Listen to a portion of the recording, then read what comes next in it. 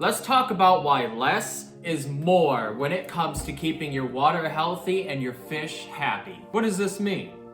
It means that you need to make sure that you don't do too much in order to disrupt the cycle of nitrogen flowing throughout your tank.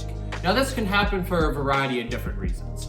And most notably, if you were new to the fish keeping scene, you probably had a point in time where one of your tanks had a sudden outburst of brown water or green water or just very, very thick water that you couldn't hardly see into. And when you take a whiff of the water, it smells awful.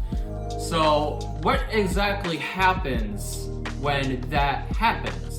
That doesn't really make a lot of sense, but I promise you it'll make sense after I cover it briefly. So if you've watched my previous video, which I'll link up here and down below in the description, you've seen the reason why it's very important to know what the nitrogen cycle is.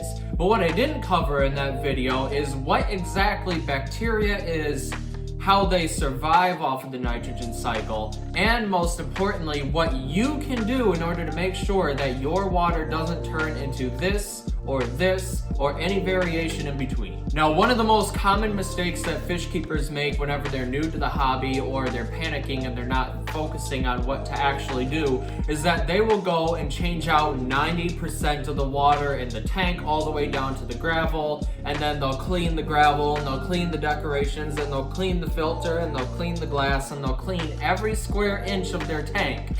And then they'll just refill it up, put the fish back in, and then 12 hours later, your tank is now back to square one. What happened and why does it keep happening? Now, the first thing that you need to know is that you're doing too much by cleaning all of this stuff at the exact same time. Balance is key in nature, and balance is especially important in your own tank. So what can you do to keep this balance, and why is the balance so important?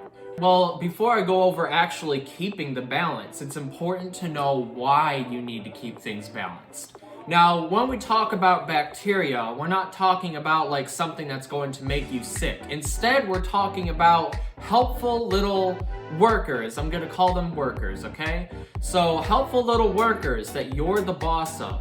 So we're gonna use this little vacuum bag cleaner as a sample filter for an example of what goes on within your filter. So what happens is that whenever you have a filter and water is being withdrawn into it, water gets pushed through the filter and then it cycles inside of the filter. The bacteria does its thing and then the water passes through after the bacteria has cleaned it, and then it passes out and goes out into your tank as fresh clean water with nitrites or nitrates. Now, your bacteria needs a place to actually live and work, which is why I used an example of thinking of your bacteria as colony workers, and you're the boss of those workers. So, whenever you end up cleaning out your filter, you're inevitably going to remove some of the bacteria inside. You're gonna fire some of your workers, but that's okay because as you leave it alone, more workers move in, you hire more workers, and then they come in and they do the job of the bacteria that you just got rid of.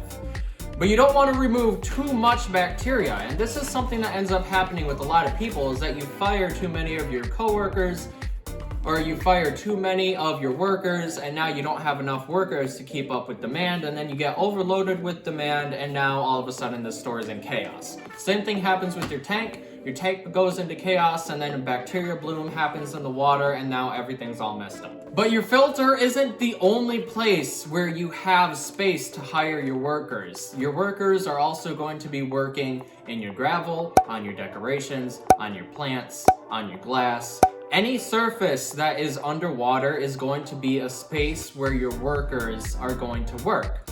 Which is why having like a fairly decent gravel bed is very important for actually aerating the water within your tank, because the gravel is the second most highly concentrated space where you have bacteria. So what you end up doing is, if you not only clean your filter, but you also clean your gravel and you clean your glass and you clean your decorations, you're firing way too many of your workers. You're getting rid of way too much bacteria, and then the cycle is going to crash, and then you're going to end up with your bacteria or algae bloom. So what can we do in order to actually prevent you from doing this? Well, it's actually a really simple fix when you think about it.